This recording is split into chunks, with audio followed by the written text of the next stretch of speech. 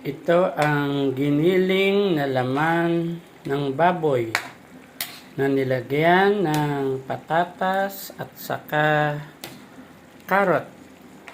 Siyempre, lalagyan din natin ito ng eggs. So, tama na ang 4 na eggs.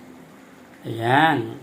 Kung 3 lang naman kayo sa bahay o 4, pwede na yan. Para pandagdag baga sa protina na kailangan, lalong-lalo na sa isang senior citizen. So, konti na lang at matatapos na. Lalagyan na natin ng itlog. Titikman lang natin kung ano na ang lasa.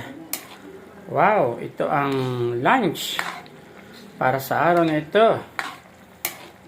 Yan, wow. Yummy, yummy. Sarap nito. Lutong bahay. Ang giniling na laman ng pork, wala itong taba. Yan ang kailangan ng senior citizen. So yan, nilagyan na natin ng itlog.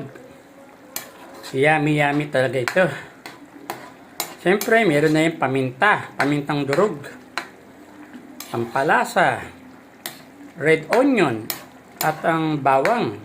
Kalahating ulo ng bawang. Pwede na yan. Sa kalahating kilong giniling na baboy na laman. Hanggat maaari, mga senior citizens, huwag po tayo maglalagay ng taba sa giniling na baboy.